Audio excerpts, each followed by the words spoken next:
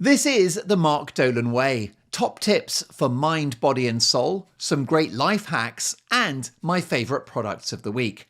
This show is available on all podcast platforms, or you can watch it. Just subscribe to the Mark Dolan Way on YouTube and join the Facebook group. Enjoy.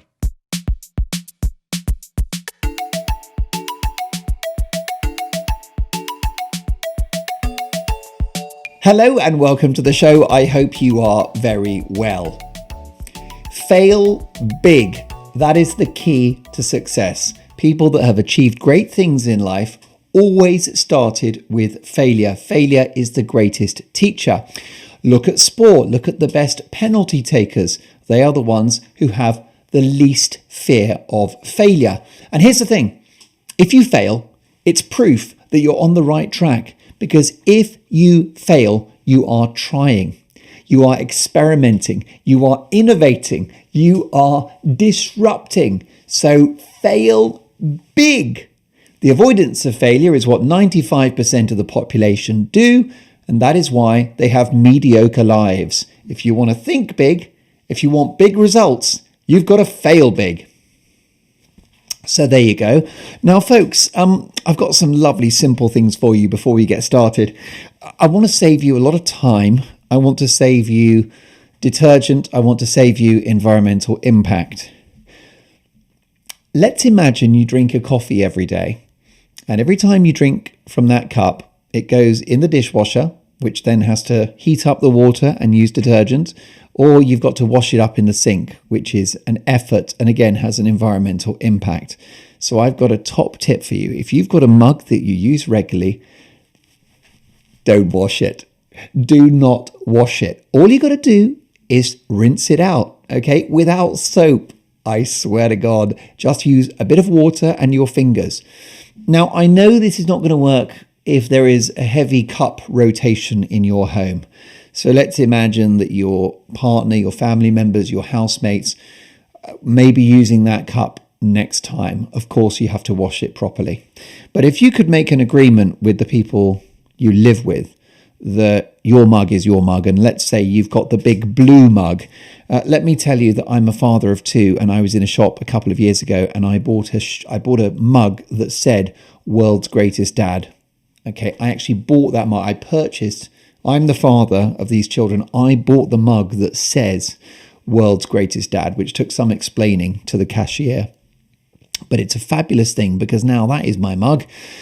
And what I do is I drink coffee in the morning and then I rinse it out and I just turn it upside down to dry on the sink. And then I use it the next day. And yes, because of this solution, I reckon maybe every 10th use, it can go in the dishwasher because it's ready for a bit of a clean, it's too much like a wok. This idea with a wok, you never clean a wok, you're seasoning it. And it's the same with a teapot. The idea of a teapot is that you never wash it because it just gets all this lovely tannin and staining and caramel from the tea leaves. So the older the pot, the more flavour it has. And I get that. You don't really want to do that with your coffee or tea cup because, you're not supposed to be sort of seasoning it. But it will just make your life so easy just to rinse it out and go again the next day. And here's the thing. You might think, well, that's not hygienic. You're not going to die. Whoever died from a slightly dirty cup? No. Not having a fear of germs will liberate you, and that's a great thing. It also works for things like the chopping board. So if you've been chopping vegetables or anything that's not raw meat on a chopping board, all it needs is a rinse. It doesn't need soap. You just rinse it and let it dry, especially if it's a wooden chopping board, because wooden chopping boards, wood is natural and it contains natural antibacteria within the wood. So wood is actually very hygienic. The dodgy ones are the plastic ones, because what happens is that people chop stuff with knives on a plastic chopping board and you get these little grooves and the bacteria go in there and it's disgusting. And I'd recommend you always wash that with detergent every time. But my top tip would be do not have a plastic chopping board. Don't use them. They're not hygienic, but wooden ones are. So if you've been slicing spring onions or chopping up raw potatoes or something, quick rinse under the tap. You do not need the bubbles. You don't need the fairy liquid. You don't need the sponge. It will just save you time and it will save you resources. It's a great thing. Don't wash stuff. You don't have to. There's so many things you don't have to wash. Think back to earlier episodes of this show. Remember my really quick 30-second shower? You go in the shower and the only soap you need is under the arms and the bum and the private parts. You don't need it anywhere else. You don't need soap on your legs or on your chest or on your back. You don't need it. Just to keep it. Absolute game changer. It's the same with vegetables, right? If you're having broccoli, you don't have to wash broccoli. You're boiling it. That will clean it. The boiling water will clean it. So just go through your life and think about all the things that you wash and ask yourself, do I really need to? Oh, this is so amazing for cooking. I absolutely love this. So I love cream, okay? And I'm a low carber.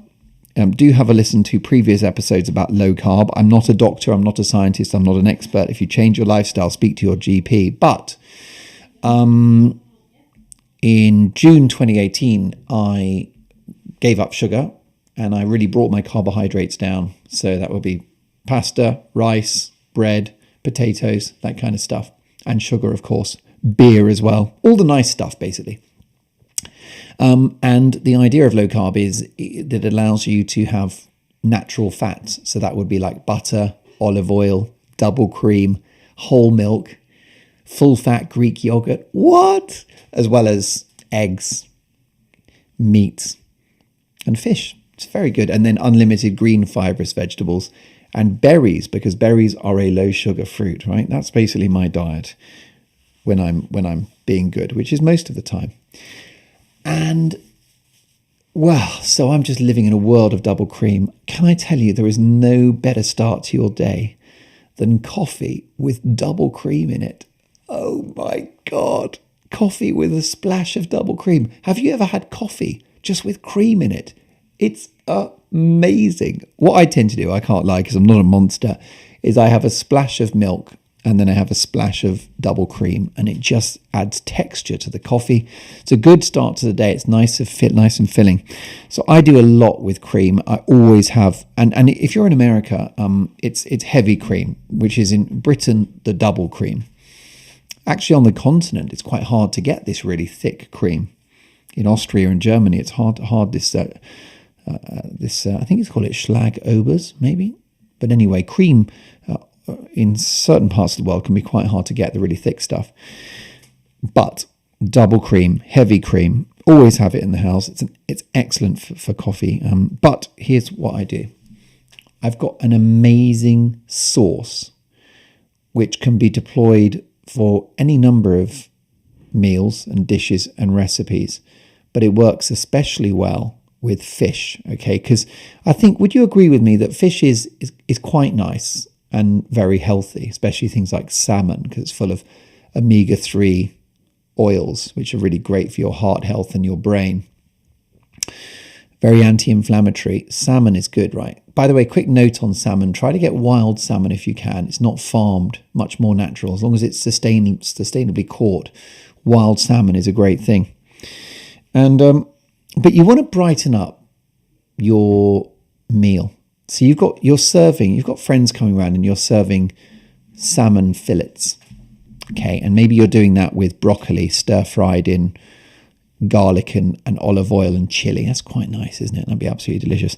And perhaps you've been inspired by my low carb message, so you're serving it with low carbohydrate rice. By the way, do you know how you make low carb rice? What you do is you buy cauliflower, you get a grater and you grate the cauliflower, and then you simply fry that cauliflower in a little bit of olive oil, and that is your low carb rice. It looks like rice, it tastes like rice, it's just grated cauliflower. So you've got your gorgeous broccoli, you've got your cauliflower rice, and you've got your salmon, right? But would you agree with me that a salmon fillet can be a little bland? So what you're going to do is you're going to do my life-changing sauce on the side, okay, which is the parsley sauce. All right, here's what you do. You get some parsley, which is available in most supermarkets. You chop it up and you gently fry it in butter, but like low heat, right? Just simmer it in butter so that it's kind of softened. That's your parsley has been gently fried, okay?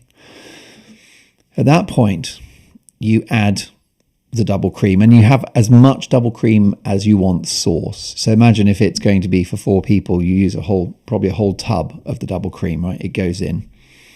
Stir that in, and you'll see that the parsley breaks up nicely into the cream sauce. All right, so we're already halfway there, but the problem is it's not thick enough.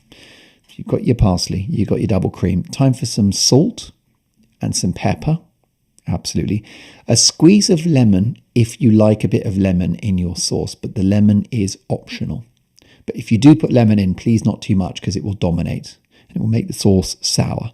So I would just gently squeeze half a lemon, and don't even empty the half a lemon of its juice, but just a little squirt. Lovely. So you stir that all together and it looks good, but it's too runny. It's too light.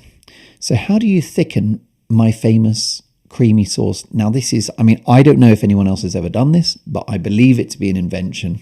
Okay, it's probably wishful thinking, but this is how I thicken my double cream sauce. You get Parmesan cheese and you grate it into the sauce, and that thickens it.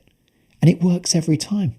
And what you do is you grate the Parmesan in, and then you gently, please don't boil this sauce, because double cream is a very delicate food. And you're just gonna, if you boil it up, it's gonna start to sort of fragment and get sort of lumpy and weird. So you just, be gentle with it. But what you want to do is you want to bring it to a slight simmer. So you do crank up the heat a little bit, and you shave the Parmesan in, you mix it together, and you'll notice that once the Parmesan has melted, your cream becomes thicker. At this point, I need you to judge it. So if it's still not thick enough, just add more Parmesan. If it becomes too thick, then just get some more cream and dilute it again. But Parmesan cheese grated is the most amazing thickener of a cream sauce. And here's the other thing, it doesn't just thicken it. It adds a salty bite, because Parmesan cheese is very salty, and it adds flavor. It's another element. It's like the bass player in a band. It's a spectacular recipe. I've won plaudits for it, and it brings things like salmon and haddock and cod to life. It just makes the meal. I've got exactly the same recipe for prawns, but I use dill rather than parsley. But otherwise, it's exactly the same, and that's marvelous too. Absolute game changer, folks. Game changed. Now, clothing bag, what does that mean? Clothing bag. Oh, yes. If you are in the supermarket and you are buying stuff and you forgot a bag, how are you going to carry all of that stuff to the car or to the bus or onto the train? How are you going to get that stuff from the supermarket home? Well, here's what you do, and it's a trick I learned when I was out running many years ago. I was out running and I remembered I needed some groceries. I needed milk, I needed bread, I needed butter, whatever. That was when I was eating bread, of course. Naughty me. And I didn't have a bag, and I also wanted to run home. So, stroke of genius. What you do is you use the inside of your jacket as a bag. Okay, so ideally, if it's like some kind of puffer jacket or some sort of zipped jacket, or anything that buttons up, you just shove all of the items down the inside, okay? And make sure, just do a little test. Let me jump up and down a couple of times to make sure that the food won't sort of fall through and then land on the floor. But normally, if the jacket's tight enough around your waist, the food, the various items can basically shoved into your jacket, and then you sort of zip it shut, button it closed, and you're just carrying all of your food on your body. And it's brilliant, and it's a very interesting look. I mean, it's quite an icebreaker conversationally on the bus when you're sort of sat there with sort of eggs and cheddar cheese bulging from your chest. I think it's sexy. I can't lie. I think it's a good look. I think people will be impressed and attracted to you. I really do. I think what it screams is this guy has got something about him. He's a disruptor. He's where it's at. He's the place to be. This guy is the definition of the future. That's what we're looking at here. Mr. Grocery Bulge knows what's going on. He's a leader. It's leadership, isn't it, really? That's what you're demonstrating with carrots and cans of Diet Coke bursting from your midriff. I have actually done this, and I promise you, although it's odd, it works. May I suggest this as an emergency option, not the default, but I think just do it when you're under pressure and you don't have a bag. And let me know how it goes. Right, now listen, how are we doing? Well, we're 15 minutes in. Would you like me to change your life? Okay. I'd like to tell you about a best-selling book called Atomic Habits. And if, like me, you are catastrophically lazy, like sort of world-class Olympic lazy, well then perhaps you would like someone to read the book so you don't have to and then just tell it to you. Is that you? Well, you've come to the right place, because I have read the book and it's brilliant. And I'm going to tell you about the book now. So it's called Atomic Habits. It's by James Clear. It's an international bestseller. And the reason why is because it's very effective. It's very well written. It's a great set of tools with which to have a happier, more successful and fulfilled life. Let me tell you that although I'll give you the basics of this book, I'm not in a position to replicate what reading the book will give you. So if you like what you hear from this podcast, I would urge you to go and buy the book. You can listen to it as an audiobook, or you can purchase it and read it with your actual eyes. So think of this as a little preview.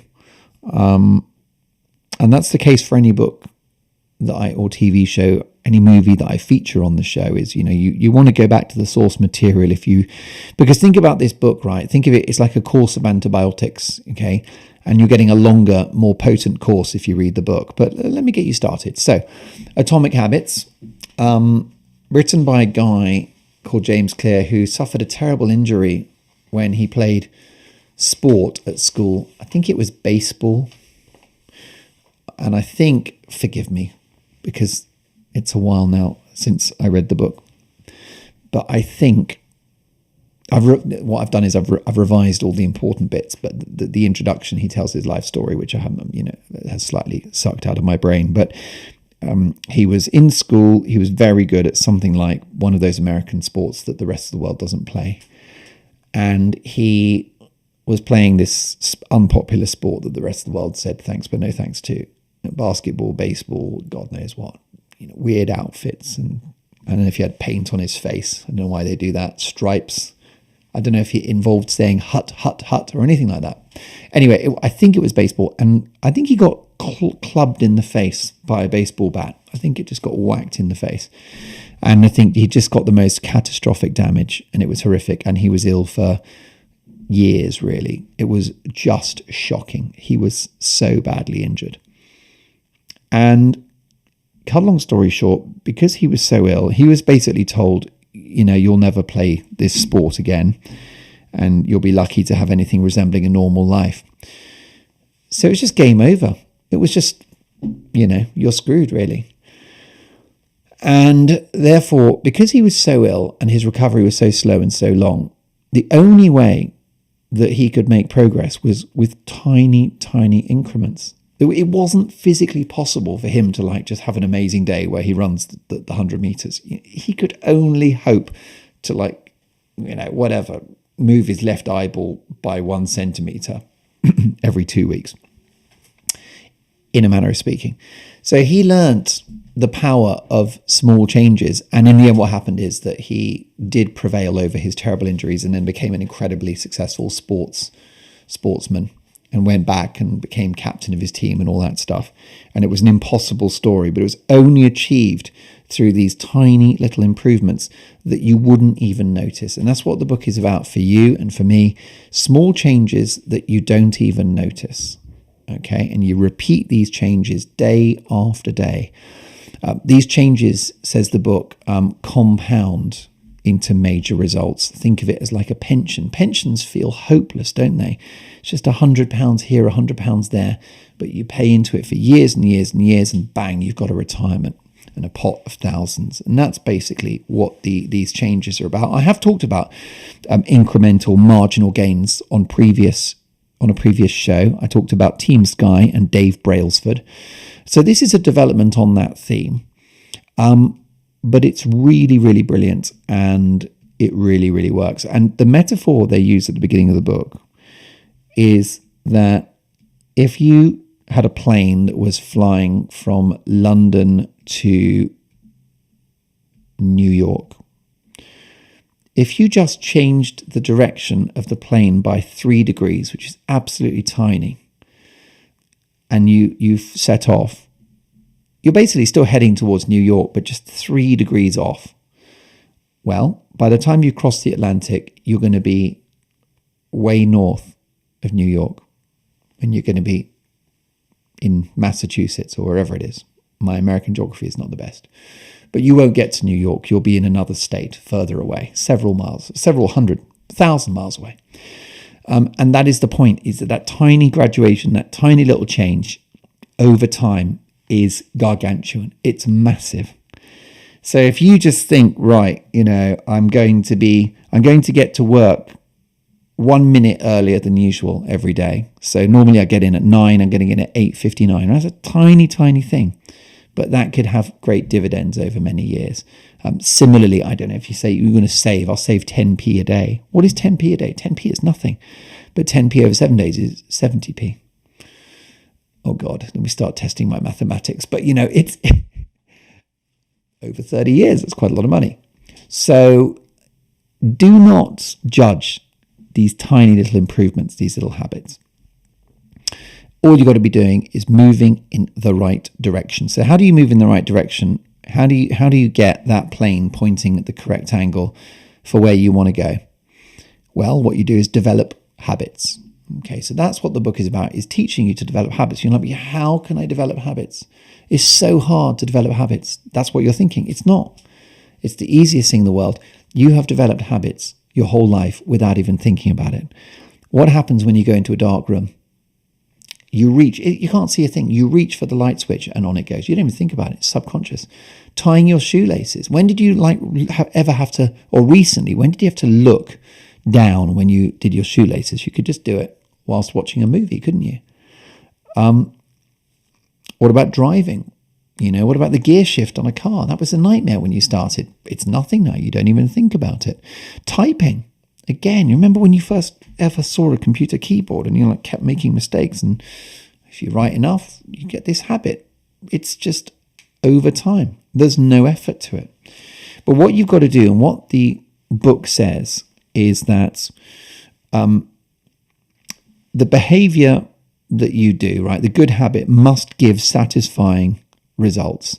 Because let's say you want to adopt a new habit, it has to give satisfying results, okay? There has to be a good feeling when you do the habit, right? Because the habit cannot just be sort of just painful and miserable with no back-end advantage, right? Like, your new habit is you're going to walk on hot coals, or you're going to punch your fist through glass every morning, right? There's not an awful lot of back-end advantage to that, and you won't stick with it. I mean, that's why those miserable diets that involve calorie counting don't work, because there's no reward. It's slow, it's joyless, it's hideous. I don't think they work. So what they do in the book, what James Clear does, is he breaks it down into 4 things, and feel free to take notes. To build a habit, you need a cue, then you need craving, then you need a response, then you need the reward. So the cue, let's talk about the room. You're in a dark room. The room is dark. It is dark. That is your cue, okay? It's dark. I can't see. The craving, I would like to see inside this room, right? The craving is to change the room from dark to light. That is what you crave. The response is the action of switching on the light. The reward is the mild relief and comfort of now the room is lit. That whole transaction is positive. You're looking forward, you're anticipating turning on the light, and you're rewarded with that. It's the same with coffee. Coffee is a habit for people. The cue for coffee is that you wake up. Okay, you normally have coffee in the morning when you wake up. So you wake up, it's coffee time. The craving is that you seek energy. You seek that little boost that a coffee gives you. The response, the action, is to drink the coffee, and the reward is you feel alert. Okay, so those two things are great habits that have made you feel good. You could get it with sport, that you could have a cue for running, which is that you see your running shoes. You are craving fresh air and that feeling of how you feel after a run. Then you have your response, which is you run. And what is the reward? Well, would you agree, if you've ever been running or done most sports, how do you feel after sport? The reward, you feel good. You feel virtuous. You feel better. You feel healthy. And maybe the reward is that lovely shower afterwards and that amazing meal. Because I don't know about you, but I find food so good after exercise. Really it makes the food taste better. I think because it stimulates the metabolism and it gets your digestion going. And I think it's a marvelous thing. So what you need to do is you need to remember those four elements: the cue, the craving, the response, the reward. And you can fit that in with almost any potential habit. That's how you build a habit. There's a way to hack this to create a habit forming mechanism. You need, don't you, to invent the cue. How do you force the cue to happen so that that good habit stays? So let's imagine, again, an example from the book. You want to play the guitar. You want to learn to play the guitar. So the trick is that you start with the cue, which is that you put the guitar in the middle of the living room. So that means that when you come down in the morning, before work, whatever, you've had your coffee, the guitar is in the middle of the room. So you've just seen it. You can't forget about it. You've made a big priority of it. It's a cue. You see the guitar. That's your cue. And then you need implementation, intention, a clear plan of action, okay? Because we are too vague. Having a broad idea, I'm going to learn the piano, that's not a habit. The way that you build in a habit, you've got the cue, which is the guitar's always going to be in the middle of the room. And then you create a timetable.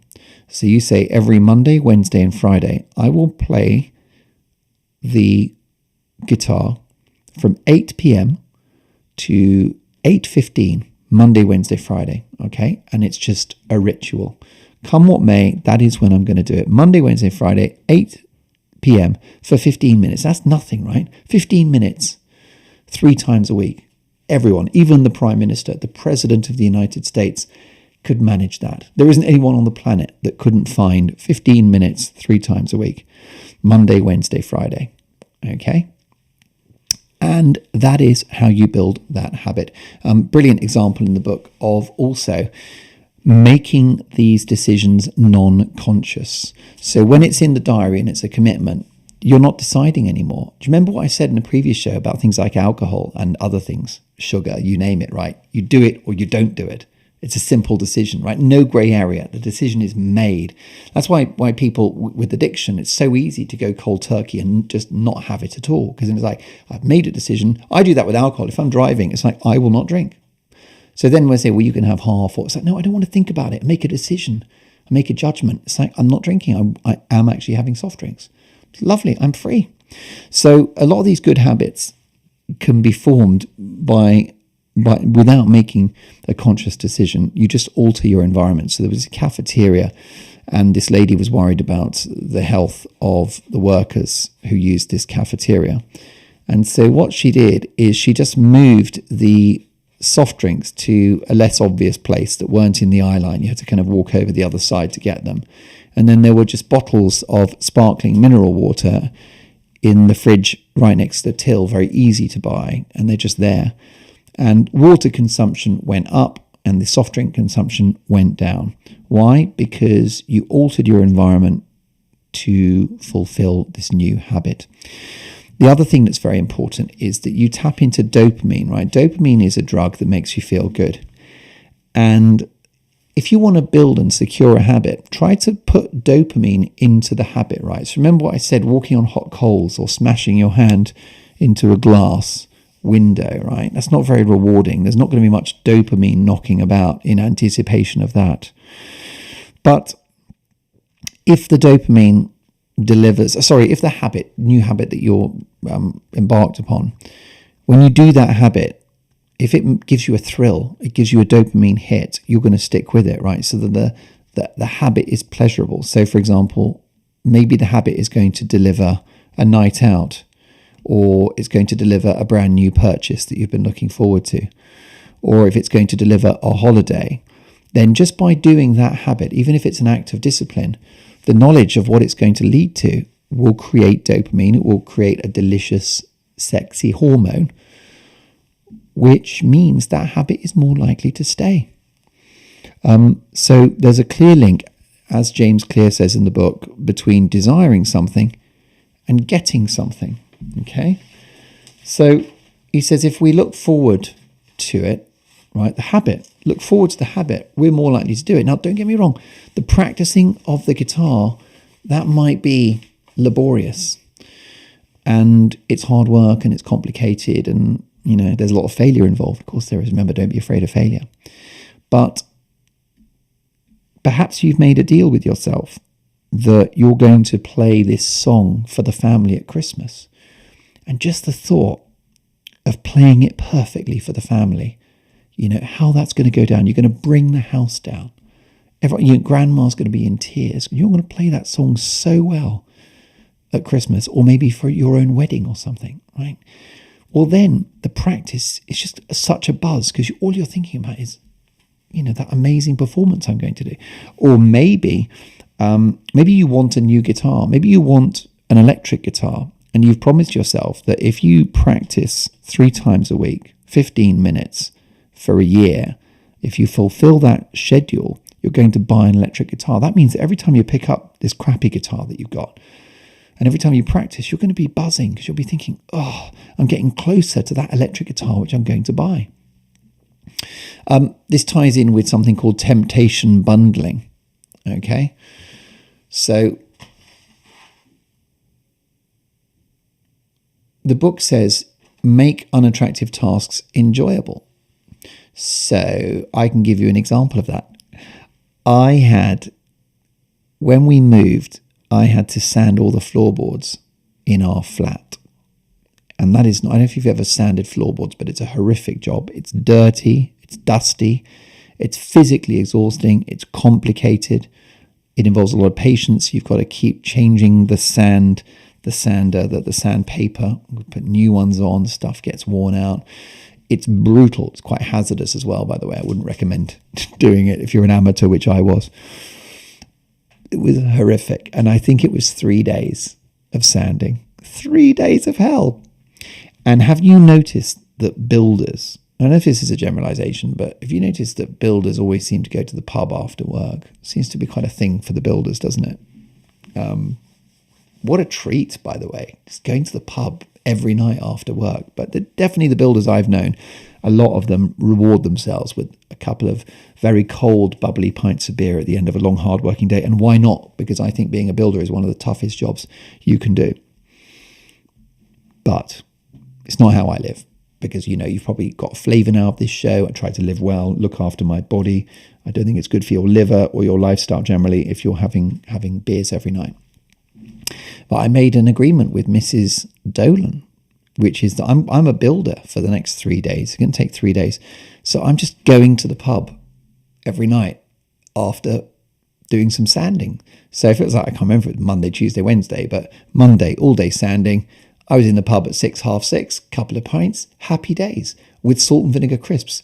I did the same thing on the Tuesday, same thing on the Wednesday. Sorry, I'm all over the shop. So spectacular. I mean, I'm encouraging heavy drinking here. This is really bad messaging. But do you see how I've sugar-coated it, and I've made an unattractive task enjoyable with a reward? Okay, Frankie Boyle, the wonderful comedian, he had a rule, and it was along the lines of, if he did 3 new jokes on, I think it was every day. If he wrote 3 new jokes every day and said them out loud on stage, that on Saturday he would allow himself to watch Match of the Day, which is a soccer show in England.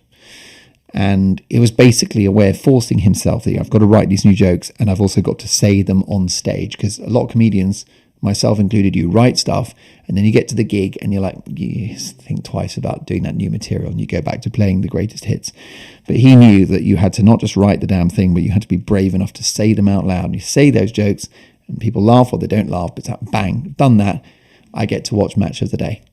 And therefore, you know that when he's writing those jokes and when he's about to say them, he's buzzing because he knows that is the key to watching Match of the Day. Deploying dopamine, right? You're getting dopamine when you sand those floors thinking about that beer. Frankie Boyle's getting dopamine thinking about Match of the Day whilst writing and saying those jokes out loud.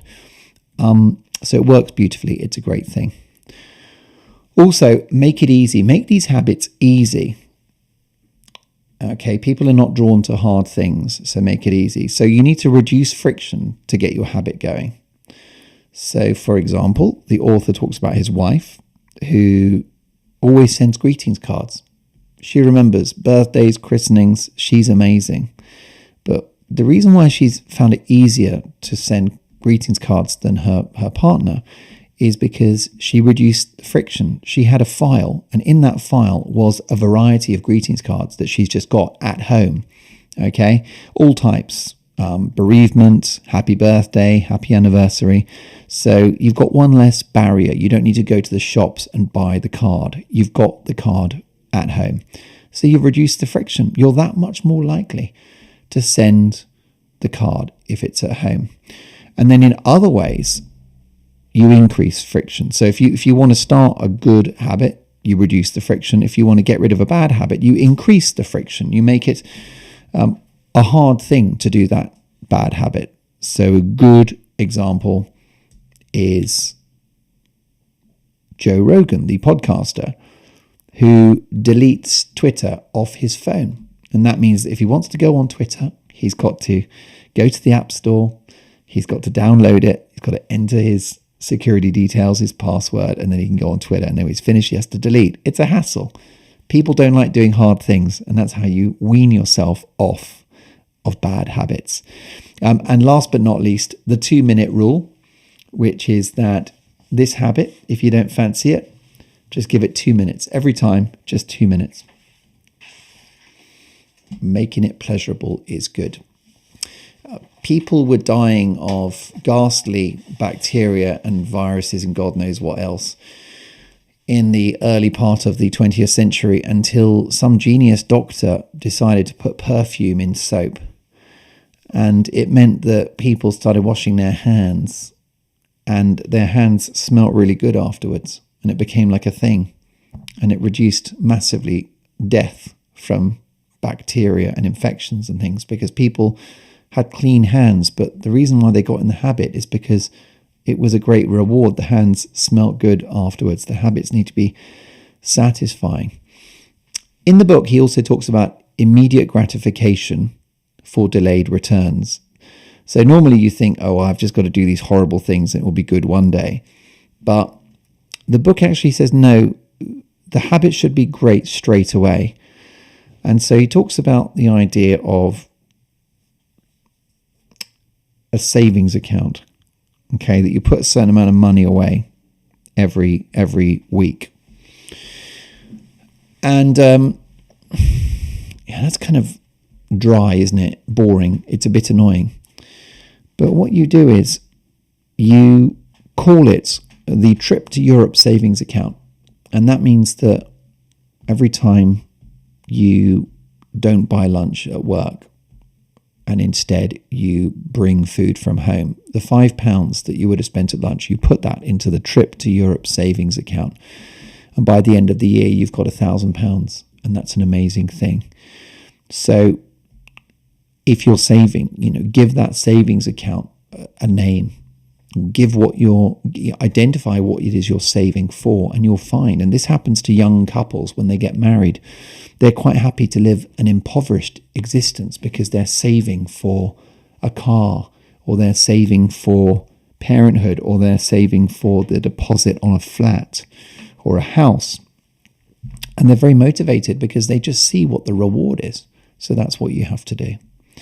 Also, you need to stick to these habits. Very important. So the book talks about habit tracking. habit contract. Tell others that you're doing this. Say, hey, I'm going to play the guitar at Christmas for everyone, and I'm practicing 3 times a week for 15 minutes. Tell everyone. That's accountability. The consequences, if you don't practice, give £5 to charity every time you don't practice, right? You'll soon practice because it's costing you money. And you can buy a calendar, or you can even get an online calendar and print it out. And you can just tick every day that you adhered to your new habits. It's very satisfying to strike that calendar every day. So there you have it. It's the Atomic Habits. It's a brilliant book. I hope it's helpful. I found it extraordinarily helpful, and I look forward to implementing many of those wonderful methods. So that brings us to the end of the show. It's been lovely to have your company. And do subscribe to the YouTube channel. Please spread the word. Tell your friends, tell your family about the show. And I look forward to seeing you next time. Thanks for listening.